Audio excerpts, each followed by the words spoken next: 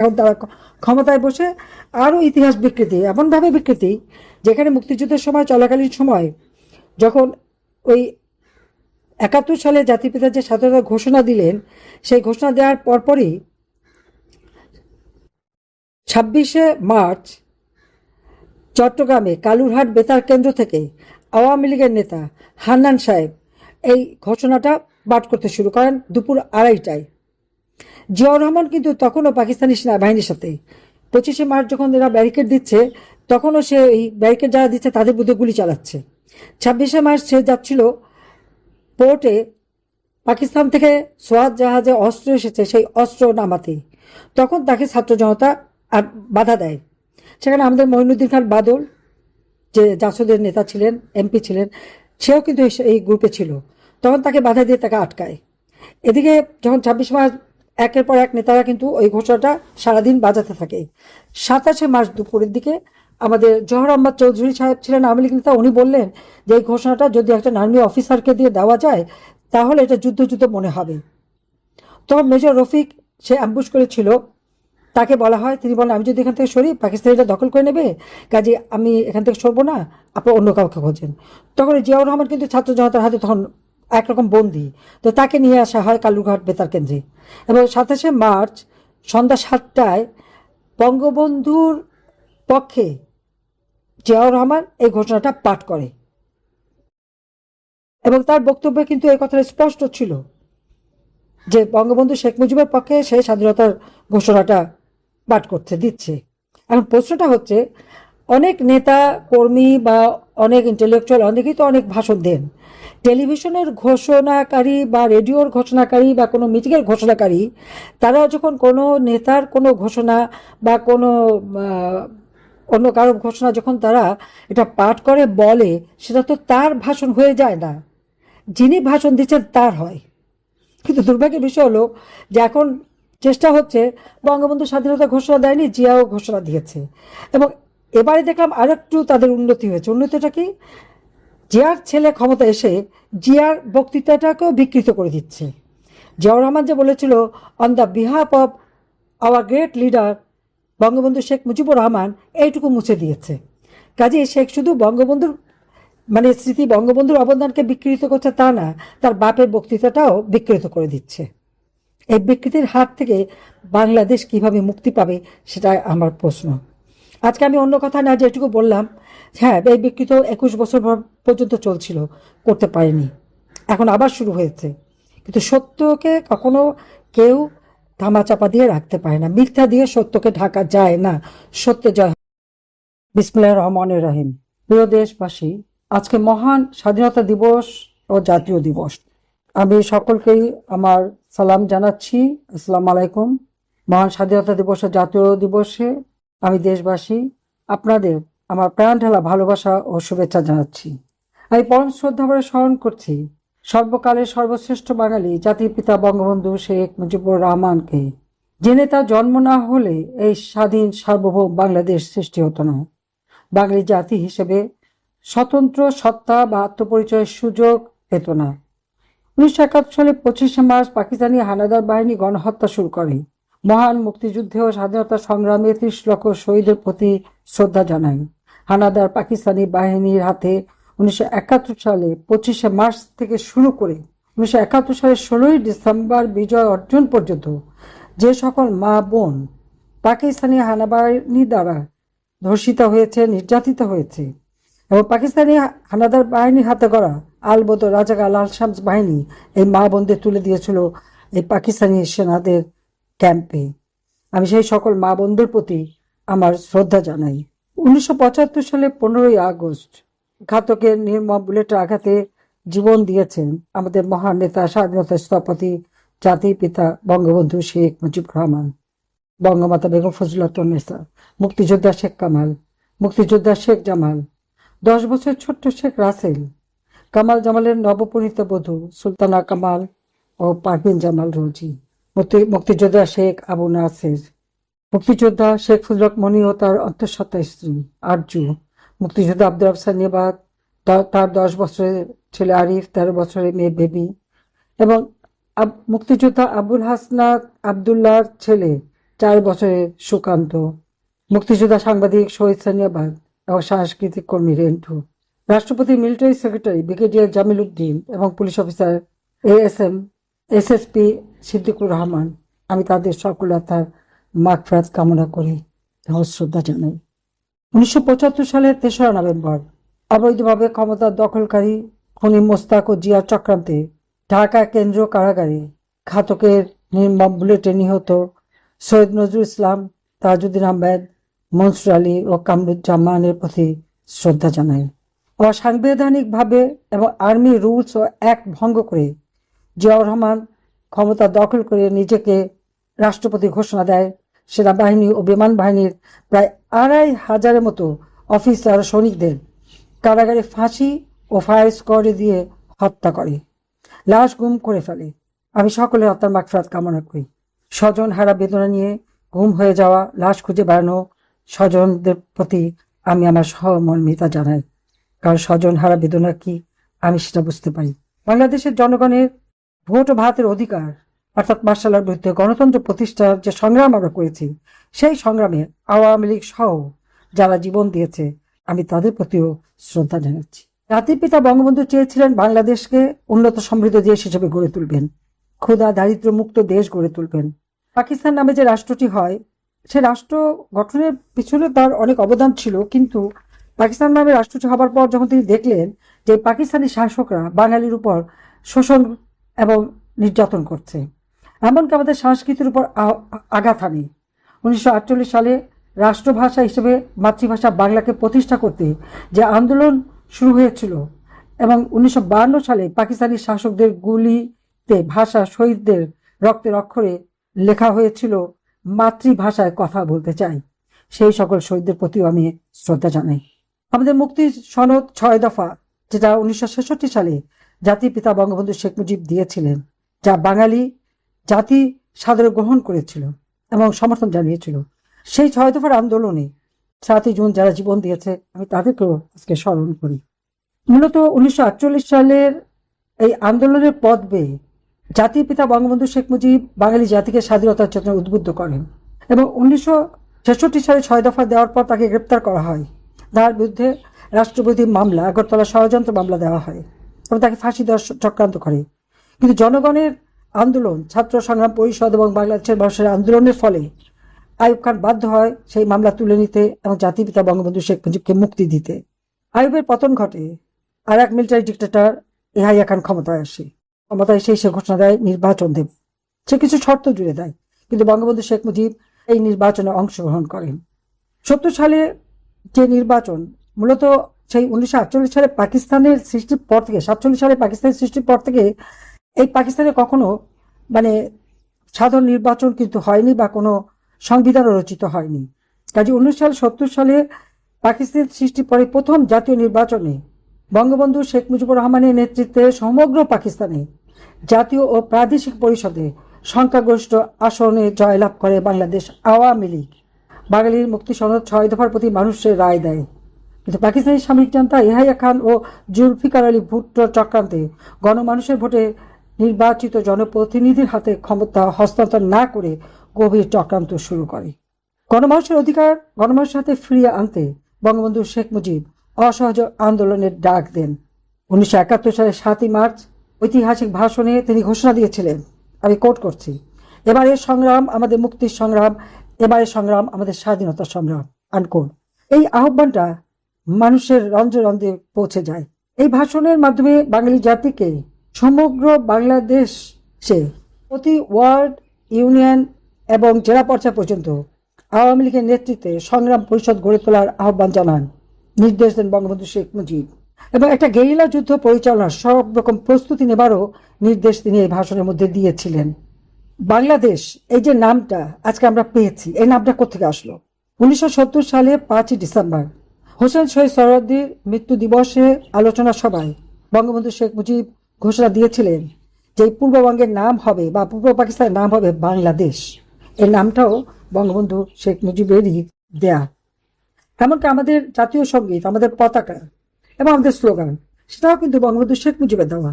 দেশ স্বাধীন হলে আমাদের পতাকা কি হবে? জাপানের উদিত সূর্যের দেশ, সাদার ভিতর লাল, বঙ্গবন্ধু শেখ মুজিব বলেছিলেন, বাংলাদেশ হচ্ছে সবুজের দেশ, সবুজের ভিতরে লাল পতাকা, লাল সূর্য, এটাই আমাদের স্বাধীনতার পতাকা। ছাত্রলীগকে নির্দেশ দিয়েছিলেন এই পতাকা তুলে ধরতে। আমাদের জাতীয় সঙ্গীত আমার সোনার বাংলা আমি তোমায় ভালোবাসি, সেটাও কিন্তু বঙ্গবন্ধু শেখ মুজিবেরই নির্দেশে হয়েছিল। কলিম শরাফি তাকে কিন্তু সবসময় তিনি এই গানটি গাইতে বলতেন, কারণ বন্ধু মানুষ ছিলেন। বঙ্গবন্ধু বাঙালি জাতিকে একটা উচ্চ মর্যাদায় নিয়ে এসেছিলেন সেই নির্বাচনের মধ্য দিয়ে, কিন্তু চক্রান্ত হয়নি। ধানমন্ডি বঙ্গবন্ধুর বাসভবন, যা আমরা স্মৃতি জাদুঘর হিসেবে প্রতিষ্ঠা করেছিলাম, আমি, শেখ হাসিনা ও ছোট বোন রেহানা বাংলাদেশের জনগণকে এই বাড়িটি আমরা দান করে দিই। ওই বাড়ি থেকে অসহযোগ আন্দোলনে জনগণের করণীয় সম্পর্কে যে নির্দেশনা প্রতিদিন প্রচার করা হতো, সাধারণ মুক্তিকামী মানুষ তা অক্ষরে অক্ষরে পালন করত। বিদেশি অনেক পত্রিকা 32 নম্বর সড়ক ধানমন্ডি বঙ্গবন্ধু ভবনকে লন্ডনের 10 নম্বর ডাউনিং স্ট্রিট অর্থাৎ ব্রিটিশ প্রধানমন্ত্রীর বাসভবনের সাথে তুলনা করেছে। মূলত সমস্ত জনগণই বঙ্গবন্ধু শেখ মুজিবের নির্দেশ মানতেন। 1971 সালের 3রা জানুয়ারি ঢাকা রেসকোর্স ময়দানে 1970 সালে নির্বাচিত সকল নির্বাচিত জনপ্রতিনিধিদের সম্বর্ধনা ও শপথ অনুষ্ঠিত হয়। অনেক বিদেশি কূটনীতিক সেখানে উপস্থিত ছিলেন। আসলে 7ই মার্চের ভাষণের পর পাকিস্তানি সামরিক জনতা ইয়াহিয়া একটা পর্যায়ে ঢাকায় আসে বঙ্গবন্ধুর সাথে আলোচনা করতে। জুলফিকার আলী ভুট্টো কিন্তু সে সময় আসে। বাঙালি পাকিস্তানি শাসনভার হাতে পাবে এটা সে মেনে নিতে পারছিল না। পার্লামেন্ট সেশন ডাকার কথা, সেখানে সংবিধান রচনা হবে, কিন্তু সেই পার্লামেন্ট ডাকতে অনেক দেরি হয়। বারবার ভুট্টো বাধা দেয়, ইয়াহিয়া বাধা দেয় এবং সামরিক জান্তারা বাধা দেয়। যা হোক 3রা মার্চ জাতীয় সংসদ বসবে, অর্থাৎ এখানে শাসনতন্ত্র রচনা হবে, এই সিদ্ধান্তটা এখানে দিয়েছিল, তার আগে আলোচনা করতে এসেছিল। কিন্তু 1 মার্চ হঠাৎ করে জাতীয় সংসদের বৈঠক, গণপরিষদের বৈঠক, এই বৈঠকটা স্থগিত করে দেয়। এটা ছিল 1 মার্চ, সেদিন ঢাকা স্টেডিয়ামে ক্রিকেট খেলা হচ্ছিল। সমস্ত দর্শক শ্রেণী স্লোগান দিয়ে বেরিয়ে চলে আসে, খেলা বন্ধ হয়ে যায়। মানুষ যে ঐক্যবদ্ধ এটাই প্রমাণ হয়। ঢাকা এসেছিল, এটা একটা চক্রান্তেরই একটা অংশ ছিল, তারা আর কিছুই না। হয়তো বাদ দিতে হবে বা জনগণের প্রতিনিধিরা সরকার হবে, এটা তারা কিছুতে মানতে চায়নি, অর্থাৎ বাঙালির হাতে ক্ষমতা দেবে না। 71 সালের 25শে মার্চ, এই 25শে মার্চ রাতে পাকিস্তানি সেনাবাহিনী নিরস্ত্র বাঙালির উপর আক্রমণ শুরু করে। এর পূর্বে সন্ধ্যার দিকে জাতির পিতা বঙ্গবন্ধু শেখ মুজিব আওয়ামী লীগের সকল নেতাকর্মীদের আর কি করণীয় সেই নির্দেশ দেন। এমনকি আমাদের সৈয়দ নজরুল ইসলাম, তাজউদ্দিন আহমেদ থেকে শুরু করে সকল নেতাকর্মী, ছাত্রলীগের নেতাকর্মী প্রত্যেকে একটা নির্দেশনা দিয়েছিলেন। সেই নির্দেশনা মতনই তাদেরকে কাজ করতে বলেন। কারণ অসহযোগ আন্দোলন থেকে সশস্ত্র বিপ্লবে কিভাবে করবেন, মুক্তিযোদ্ধাদের ট্রেনিং, শরণার্থীদের আশ্রয়, ঘরে ঘরে দুর্গ গড়ে তুলে যার যা কিছু আছে তাই নিয়ে শত্রু মোকাবেলা করার যে প্রস্তুতি, সেটাও তিনি নির্দেশ দিয়েছিলেন। মূলত 1970 সালে নির্বাচন হয়। বঙ্গবন্ধু শেখ মুজিব 1969 সালে যখন কারাগার থেকে মুক্তি পান, তারপর তিনি লন্ডনে যান। লন্ডনে গিয়েছিলেন কারণ প্রবাসীরা তখন সহযোগিতা করেছিলেন। স্যার টমাস উইলিয়াম কিউসি এমপিকেও পাঠিয়েছিলেন ওই মামলা, বঙ্গবন্ধুর বিরুদ্ধে যে মামলা দিয়েছিল পাকিস্তানি সামরিক জনতা, সেই মামলা পরিচালনা করার জন্য। কাজে তিনি সেখানে লন্ডন যান। এখানে যে নির্বাচন হবে এবং বঙ্গবন্ধু শেখ মুজিবের একটা ধারণা ছিল যে যদি নির্বাচন হয়, আওয়ামী লীগ জয়লাভ করলে পাকিস্তানিরা যে ক্ষমতা দিতে পারে নাও দিতে পারে, সেই কারণেই তিনি লন্ডনে যে আলোচনা করেন আমাদের প্রবাসীদের সাথে। এবং সাথে আরেকটি কথা আমি জানাবো, কারণ আমি তার সাক্ষী এখনো আছি, যে বাংলাদেশের মিত্র শক্তি ভারতের প্রধানমন্ত্রী 2 জন প্রতিনিধির সাথেও তিনি আলোচনা করেন। যদি সশস্ত্র যুদ্ধ করতে হয় তবে ট্রেনিং, অস্ত্র এবং আশ্রয় কিভাবে পাবে, শরণার্থীরা দেশ ছেড়ে যায় তাহলে তাদের আশ্রয় কিভাবে হবে, সেই বিষয়টাও তিনি আলোচনা করেন। Sir Thomas Williams QC MP সহ ব্রিটিশ জনপ্রতিনিধিদের সাথেও তিনি আলোচনা করেন। বাঙালি দাবির প্রতি তারা যাতে সমর্থন দেন সেই কথাটা তুলে ধরেন। 1969 সালের 8 নভেম্বর তিনি ঢাকায় ফিরে আসেন। তিনি গিয়েছিলেন লন্ডনে 1969 সালের 23 অক্টোবর, 8 নভেম্বর ফিরে আসেন। 7 ডিসেম্বর 70 সালে নির্বাচন অনুষ্ঠিত হয়। পাকিস্তানি হানাদার বাহিনী 25শে মার্চ যে গণহত্যা শুরু করে, প্রথমে রাজারবাগ, ইশফারিতে আক্রমণ করে, ঢাকা বিশ্ববিদ্যালয়, পিলখানা, ইপিআর এবং এরপর বঙ্গবন্ধুর 32 নম্বর বাড়ি। এখানে একটা কথা আমি স্মরণ করিয়ে দিতে চাই সবাইকে, 25শে মার্চ রাতে যে পাকিস্তানি হানাদার বাহিনী আক্রমণ করবে, এই খবরটা ঢাকা ক্যান্টনমেন্টে থেকে বাঙালি বাবরটি একটা খবরের কাগজের কোনায় সেটা লিখে দেন, কারণ এই আলোচনাটা বা টেবিলে বসে হয় তখন সে সেটা জানতে পারে। একজন স্কুটার ড্রাইভারের কাছে, চালকের কাছে এই কাগজটা দিয়ে বলেন 32 নম্বরে পৌঁছে দিতে, এবং আপনারা অবাক হবেন সেই ড্রাইভার কিন্তু সেই কাগজটা পৌঁছে দিয়ে যায় আমাদের হাতে। প্রায় দুপুর 2:30-3টার দিকে এই কাগজটা আমাদের হাতে চলে আসে এবং বঙ্গবন্ধুর কাছে পৌঁছে যায়। এদিকে ইয়াহিয়া খান 25শে মার্চ রাতে পৌনে পাকিস্তানে চলে যায়, ঢাকা থেকে সে বিদায় নিয়ে চলে যায় কাউকে কিছু না জানিয়ে। আর তখনই সামরিক জান্তার মনোভাব বুঝতে পারা যায়। একটা জিনিস এখানে সবাইকে মনে রাখতে হবে, যে কোনো একটা রণক্ষেত্রে আক্রান্ত আক্রমণকারী কারা হবে, এটা কিন্তু একটা বিষয়। আপনারা একটা জিনিস চিন্তা করে দেখেন তো, বঙ্গবন্ধু শেখ মুজিব নিজের জীবনটাকে উৎসর্গ করেছিলেন বাঙালি জাতির জন্য, এবং সে কারণে তিনি সকলকে কিন্তু বলে দিলেন যে এভাবে আক্রমণ হবে, সবাই যার যার শেল্টারে চলে যাওয়া এবং যা যা করণীয়।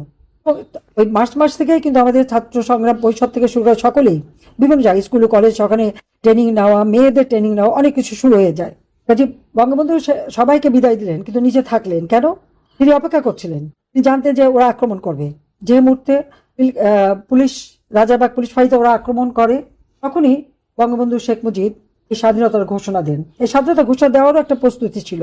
পিলখানায় তখনকার ইপিআর, পরবর্তীতে এখন আমাদের বিজিবি, সেখানে সুবেদার মেজর শওকত আলী, তার নেতৃত্বে 3 জন ওয়্যারলেস সেট নিয়ে বসেছিল।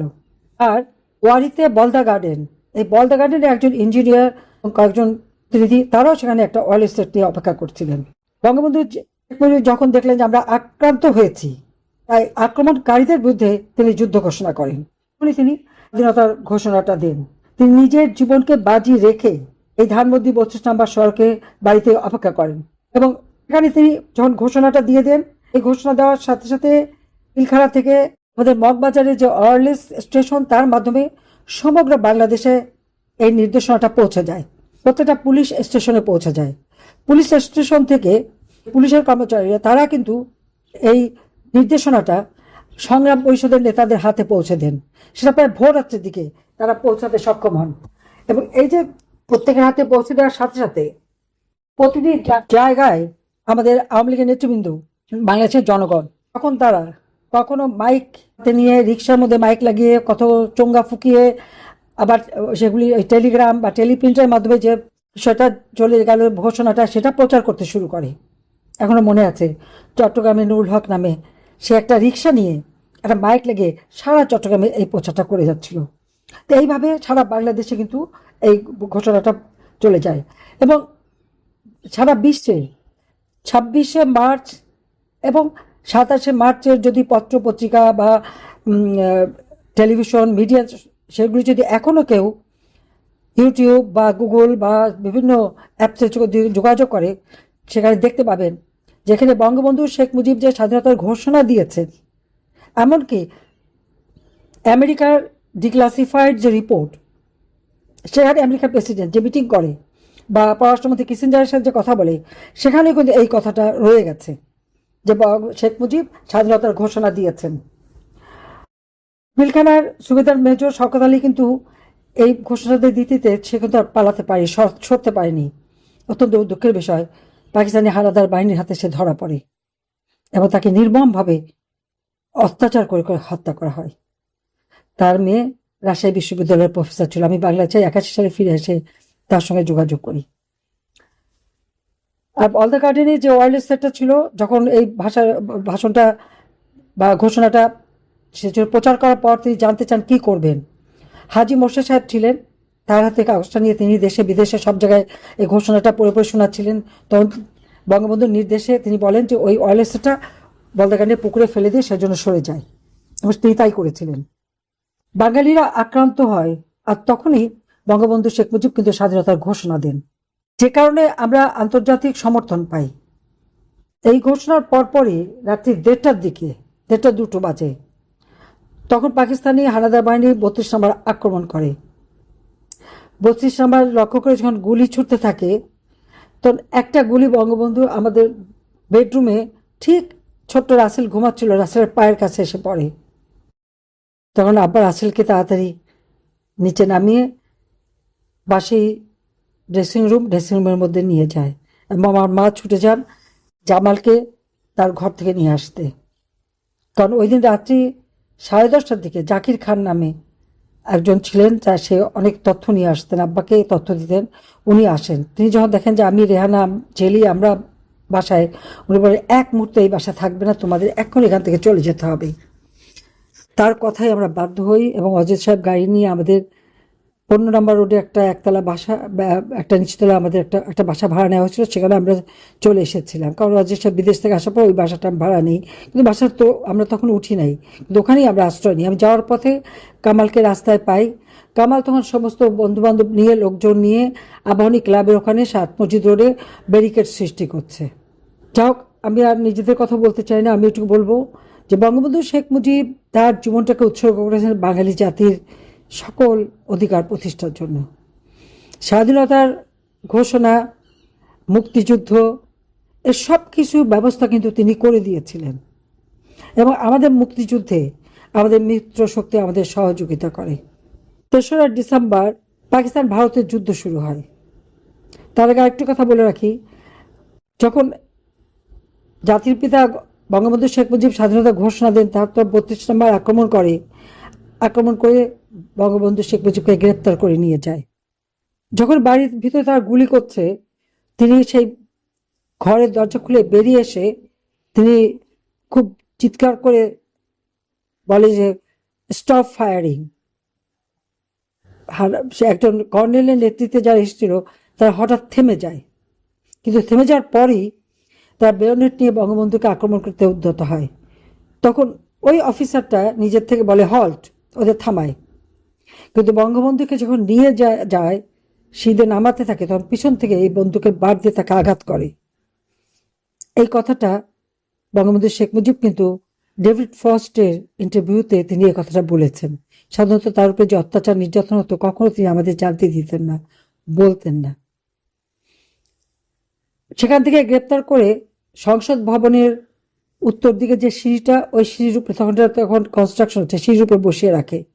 এরপর আদমজি ক্যান্টনমেন্ট স্কুলে নিয়ে সেখানে বন্দি করে রাখে। সেখান থেকে পরের দিন করাচিতে নিয়ে চলে যায়। আমরা তারপরে জানতে পারিনি। 32 নম্বর 26শে মার্চ আবার আক্রমণ করে। তখন আমার মা, রাসেল এবং জামাল পাশের বাড়িতে শেল্টার নেয়। সেখান থেকে এই বাড়ি ও বাড়ি অনেক জায়গায় শেল্টার নেওয়ার পর একসময় আমরা গ্রেপ্তার হয়ে যাই। মা, আমি, রাসেল, রেহানা, জামাল আমরা গ্রেপ্তার হই। 18 নম্বর রোড, বর্তমানে 9-এ 26 নম্বর বাড়ি, একতলা একটা বাড়িতে আমাদেরকে বন্দি করে রাখে। জাতির পিতার নির্দেশ পরিকল্পনা অনুযায়ী মুক্তিযুদ্ধ পরিচালিত হয়। এপ্রিল মাসের 10 তারিখ সকল নির্বাচিত জনপ্রতিনিধিদের নিয়েই স্বাধীন গণপ্রজাতান্ত্রিক বাংলাদেশ সরকার গঠন করা হয়। জাতিপিতা বঙ্গবন্ধু শেখ মুজিবুর রহমান রাষ্ট্রপতি, সৈয়দ নজরুল ইসলাম উপরাষ্ট্রপতি, তাজউদ্দিন আহমেদ প্রধানমন্ত্রী এবং অন্যান্য মন্ত্রিপরিষদ নিয়ে 17 এপ্রিল মেহেরপুরে, সেটা তখন স্বাধীন জায়গা, আজকে যেটা মুজিবনগর, তখন ছিল সেটা বৈদ্যনাথতলা, এই মুজিবনগরে শপথ অনুষ্ঠান হয় এবং স্বাধীনতার ঘোষণাপত্র পাঠ করা হয়। তবে এই সরকারের অধীনেই মুক্তিযুদ্ধ পরিচালনা করা হয়, মিত্র শক্তিরা আমাদের সহায়তা করে।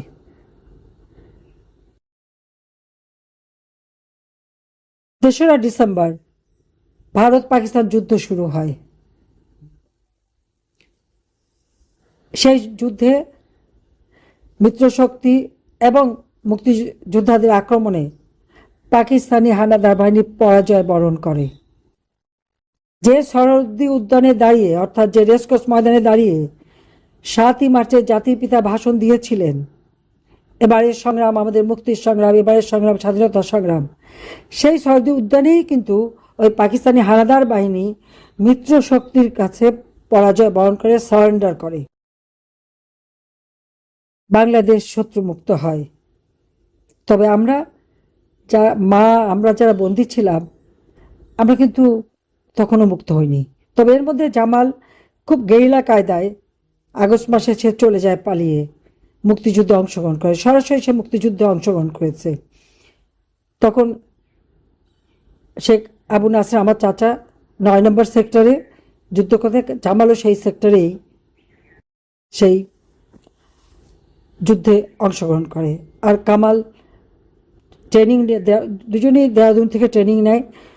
কামাল রণক্ষেত্রে ছিল, একসময় তাকে কর্নেল ওসমানীর এডিসি হিসেবে নিয়োগ দেওয়া হয়।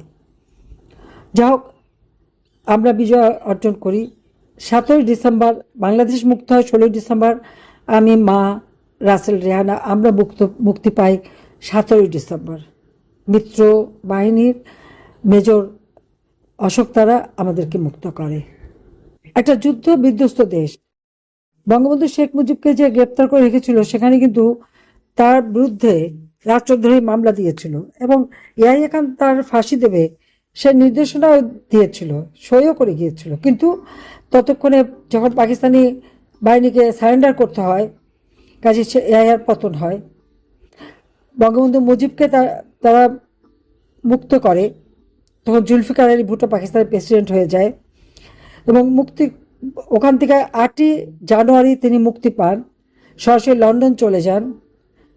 সেখান থেকে 10ই জানুয়ারি তিনি বাংলার মাটিতে ফিরে আসেন। 10ই জানুয়ারি যখন ফিরে আসেন, তিনি কিন্তু তখন তার জনতার কাছেই আগে যান এবং সেখানে একটা স্বাধীন বাংলাদেশ কিভাবে চলবে সেই নির্দেশনা দেন এবং যারা আমাদের মহান মুক্তিযুদ্ধে সমর্থন দিয়েছে তাদের প্রতি শ্রদ্ধা জানান, সকল শহীদের প্রতি শ্রদ্ধা জানান। এরপর যুদ্ধ বিধ্বস্ত দেশ গড়ে তোলেন। মাত্র 3 বছর 7 মাস সময় পেয়েছিলেন বাংলাদেশকে স্বল্পোন্নত দেশে উন্নীত করেন।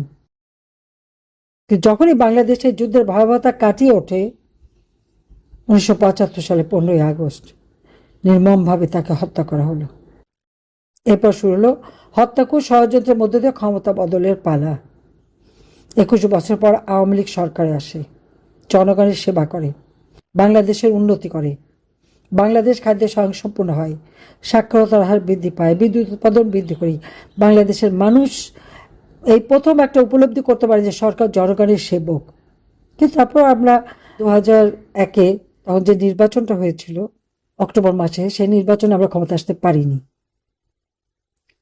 সেটা তো চক্রান্ত ছিল, কারণ আমরা গ্যাস বিক্রি করতে চাইনি বলে আসতে পারিনি, সেটা ঠিক আছে। কিন্তু তখন যারা ক্ষমতা আসে, বিএনপি জামাত জোট, বাংলাদেশের আদর্শ সবকিছু বিকৃত করে দেয়। 1975 সালে পরেও ইতিহাস বিকৃতি চলে, বঙ্গবন্ধুর নাম মুছে ফেলার চেষ্টা। আবার ঠিক 2001-এ একই ঘটনা আমরা দেখি। এরপর 2008-এ নির্বাচনে আমরা সরকার গঠন করি। বাংলাদেশের মানুষ প্রকৃত স্বাধীনতার ইতিহাস, মুক্তি সংগ্রামের ইতিহাস, মুক্তিযোদ্ধাদের যে অবদান, প্রতিটি পরিবারের যে অবদান, সে সম্পর্কে জানতে পারে। দুঃখের বিষয়, 2024 সাল একটা চক্রান্ত করে আওয়ামী লীগের হাত থেকে ক্ষমতা নিয়ে নেওয়া হয়। ক্ষমতা আসে একটা ফ্যাসিস্ট, খুনি, অবৈধভাবে, অসাংবিধানিকভাবে। আবার শুরু হয় সেই ইতিহাস বিকৃতির পালা এবং এখনো তাই চলছে। তবে আজকে আরও অবাক ব্যাপার হলো যে আপনারা দেখবেন যে ক্ষমতায় ডক্টর ইউনূস, তার বিদায় হয়েছে। 12ই ফেব্রুয়ারি একটা প্রহসনী নির্বাচনের মাধ্যমে ক্ষমতা এসেছে বিএনপি। এসে আবার সেই স্বাধীনতার চেতনা ধ্বংস করা। আর ইউনূস আসার পরে তো বঙ্গবন্ধু ভবন, তো বঙ্গবন্ধু ভবনে আগুন দিয়েছিল কিন্তু বিএনপি, সেই যুব দলের রোমান হাওলাদার নামে এক ব্যক্তি নিজে আগুন দেয় এবং বুলডোজার দিয়ে যেদিন ভাঙা হয় সেদিন তার স্লোগান ছিল যে তারেক ভাই কথা দিলাম 32 নম্বর দখল নিলাম। তা বুঝতেই পারেন যে এই স্মৃতিগুলি কারা ধ্বংস করেছে। আর যারা সেই স্মৃতি ধ্বংস করেছে, ইতিহাস বিকৃতি করছে, এখন তারা ক্ষমতায় বসে আরও ইতিহাস বিকৃতি, এমনভাবে বিকৃতি যেখানে মুক্তিযুদ্ধের সময় চলাকালীন সময় যখন ওই 71 সালে জাতির যে স্বাধীনতা ঘোষণা দিলেন, সেই ঘোষণা দেওয়ার পরপরই 26শে মার্চ চট্টগ্রামে কালুরহাট বেতার কেন্দ্র থেকে আওয়ামী লীগের নেতা হান্নান সাহেব এই ঘোষণাটা পাঠ করতে শুরু করেন দুপুর 2:30টায়। জিয়াউর রহমান কিন্তু তখনও পাকিস্তানি সেনাবাহিনীর সাথে। 25শে মার্চ যখন এরা ব্যারিকেড দিচ্ছে, তখনও সে এই ব্যারিকেড যারা দিচ্ছে তাদের বিরুদ্ধে গুলি চালাচ্ছে। 26শে মার্চ সে যাচ্ছিল পোর্টে, পাকিস্তান থেকে সোয়াত জাহাজে অস্ত্র এসেছে, সেই অস্ত্র নামাতে, তখন তাকে ছাত্র জনতা আর বাধা দেয়। সেখানে আমাদের মঈনুদ্দিন খান বাদল, যে জাসদের নেতা ছিলেন, এমপি ছিলেন, সেও কিন্তু এই গ্রুপে ছিল। তখন তাকে বাধা দিয়ে তাকে আটকায়। এদিকে যখন 26 মার্চ একের পর এক নেতারা কিন্তু ওই ঘোষণাটা সারাদিন বাজাতে থাকে। 27 মার্চ দুপুরের দিকে আমাদের জহর আহমদ চৌধুরী সাহেব ছিলেন আওয়ামী লীগ নেতা, উনি বললেন যে এই ঘোষণাটা যদি একটা আর্মি অফিসারকে দিয়ে দেওয়া যায় তাহলে এটা যুদ্ধ যুদ্ধ মনে হবে। তখন মেজর রফিক সে অ্যাম্বুশ করেছিল, তাকে বলা হয়, তিনি বলেন আমি যদি এখান থেকে সরি পাকিস্তানিরা দখল করে নেবে, কাজে আমি এখান থেকে সরবো না, আপনার অন্য কাউকে খোঁজেন। তখন জিয়াউর রহমান কিন্তু ছাত্র জনতার হাতে তখন একরকম বন্দি, তো তাকে নিয়ে আসা হয় কালুরঘাট বেতার কেন্দ্রে। এবং 27 মার্চ সন্ধ্যা 7টায় বঙ্গবন্ধুর পক্ষে জিয়াউর রহমান এই ঘোষণাটা পাঠ করে এবং তার বক্তব্যে কিন্তু এই কথাটা স্পষ্ট ছিল যে বঙ্গবন্ধু শেখ মুজিবের পক্ষে সে স্বাধীনতার ঘোষণাটা পাঠ করছে, দিচ্ছে। এখন প্রশ্নটা হচ্ছে, অনেক নেতা কর্মী বা অনেক ইন্টেলেকচুয়াল অনেকেই তো অনেক ভাষণ দেন, টেলিভিশনের ঘোষণাকারী বা রেডিওর ঘোষণাকারী বা কোনো মিটিংয়ের ঘোষণাকারী, তারা যখন কোনো নেতার কোনো ঘোষণা বা কোনো অন্য কারো ঘোষণা যখন তারা এটা পাঠ করে বলে, সেটা তো তার ভাষণ হয়ে যায় না, যিনি ভাষণ দিচ্ছেন তার হয়। কিন্তু দুর্ভাগ্যের বিষয় হলো যে এখন চেষ্টা হচ্ছে, বঙ্গবন্ধু স্বাধীনতা ঘোষণা দেয়নি, জিয়াও ঘোষণা দিয়েছে। এবং এবারে দেখলাম আরেকটু তাদের উন্নতি হয়েছে। উন্নতিটা কি, জিয়ার ছেলে ক্ষমতা এসে জিয়ার বক্তৃতাটাকেও বিকৃত করে দিচ্ছে। জিয়াউর রহমান যে বলেছিল on the behalf of our great leader Bangabandhu Sheikh Mujibur Rahman, এইটুকু মুছে দিয়েছে। কাজে শেখ শুধু বঙ্গবন্ধুর মানে স্মৃতি বঙ্গবন্ধুর অবদানকে বিকৃত করছে তা না, তার বাপের বক্তৃতাটাও বিকৃত করে দিচ্ছে। এই বিকৃতির হাত থেকে বাংলাদেশ কিভাবে মুক্তি পাবে সেটা আমার প্রশ্ন। আজকে আমি অন্য কথা না, যেটুকু বললাম, হ্যাঁ এই বিকৃত 21 বছর পর্যন্ত চলছিল, করতে পারেনি, এখন আবার শুরু হয়েছে। কিন্তু সত্যকে কখনো কেউ ধামাচাপা দিয়ে রাখতে পারে না, মিথ্যা দিয়ে সত্যকে ঢাকা যায় না, সত্য জয় হবে হবে। আওয়ামী লীগ ক্ষমতা এসে 2009 সাল থেকে এই 24 সাল পর্যন্ত বাংলাদেশকে উন্নয়নশীল দেশে উন্নীত করেছিল। বাংলাদেশের মানুষের অন্ন, বস্ত্র, বাসস্থান, চিকিৎসা, শিক্ষা ব্যবস্থা আমরা করেছি, দারিদ্রের হার কমিয়েছি, নারী ক্ষমতায়ন করেছি, শিশু মৃত্যু হার, মাতৃমৃত্যু হার কমিয়েছি, সাক্ষরতার হার বাড়িয়েছি। বাংলাদেশের মানুষ শান্তি নিরাপত্তা পেয়েছিল। কিন্তু 2024 সালের 5ই আগস্টের পর থেকে 2024 সালের 5ই আগস্টের পর থেকে মানুষের জীবনে শান্তি নাই, নিরাপত্তা নাই, দ্রব্যমূল্যের ঊর্ধ্বগতি, চাকরি হারা, আজকে শিক্ষার পরিবেশ নাই, সমস্ত জাতি দিশাহারা, অর্থনীতি সম্পূর্ণ ধ্বংস, সন্ত্রাস, সেই মব সন্ত্রাস, ঘরে ঘরে নারীদের উপর নির্যাতন, পাশবিক অত্যাচার, নারী শিশু নির্যাতিত, লাশের পর লাশ, ঘরে লাশ, নদীতে লাশ, পুকুরে লাশ, সমস্ত জায়গায় লাশ আর লাশ, আর মানুষ সম্পূর্ণভাবে নিরাপত্তাহীন, দিশাহারা। এই দুঃসহ অবস্থা থেকে মানুষকে মুক্ত করতে হবে। আওয়ামী লীগ নিষিদ্ধ করেছে। আওয়ামী লীগ কিভাবে নিষিদ্ধ করে, এখানে একটা প্রশ্ন আমার। একটা রিট করা হয়েছিল হাইকোর্টে, সেখানে বলা হলো যে আওয়ামী লীগকে নিষিদ্ধ করতে হবে। যে সমস্ত কারণ দেখেছিল সেই কারণগুলি দেখে হাইকোর্ট সেটা নাকচ করে দেয়। হাইকোর্ট বলে এই দলকে নিষিদ্ধ করা যাবে না। হাইকোর্টের ভার্ডিক্ট যখন হাইকোর্টে পারল না, স্বরাষ্ট্র মন্ত্রণালয়ের একটা আইনের বলে আওয়ামী লীগকে বলে আওয়ামী লীগের কার্যক্রম নিষিদ্ধ করা হলো, স্থগিত করা হলো। ফ্যাসিস্ট ইউনূস একশো বললো আওয়ামী লীগ কার্যক্রম নিষিদ্ধ করা হয়েছে, কিন্তু আওয়ামী লীগকে নিষিদ্ধ করা হয়নি। কিন্তু নির্বাচনের আগে ইউরোপীয় ইউনিয়নের প্রতিনিধির কাছে সে বলে দিল যে আওয়ামী লীগ তো নিষিদ্ধ ইলেকশন করতে পারবে না। যে দলটা 1949 সালে প্রতিষ্ঠা লগ্ন থেকে এই জাতিকে স্বাধীনতার চিত্র উদ্বুদ্ধ করে জাতির পিতা বঙ্গবন্ধু শেখ মুজিবের নেতৃত্বে স্বাধীন করলো, অর্থনৈতিক উন্নতি করে দিল, উন্নয়নশীল দেশের মর্যাদা এনে দিল, আজকে সেই দলটাই নিষিদ্ধ, আমরা ইলেকশন করতে পারবো না। কারণ কি, জনগণের সেবা করেছি, জনগণের কাজ করেছি, নির্বাচন হলেই তো জনগণ আমাদের ভোট দেবে। যতই আমাকে খুনি বানাক, যতই আমার বিরুদ্ধে মিথ্যা অপপ্রচার চালাক, সাধারণ জনগণ তো সেটা গ্রহণ করেনি। যখনই তারা দেখে সার্ভে করে যে আওয়ামী লীগ জিতে যাবে, তাই আওয়ামী লীগ ইলেকশন করতে দেবে না। তবে হাত পা ধরে অনেকেই ভোট টোট নিয়েছে সেটা, কিন্তু এই নিষিদ্ধ আওয়ামী লীগ হতে পারে না। আওয়ামী লীগ এদেশের স্বাধীনতা নিচ্ছে, আওয়ামী লীগ থাকবে, আওয়ামী লীগ আছে, আওয়ামী লীগ তার কার্যক্রম চালিয়ে যাবে। এটাই আজকে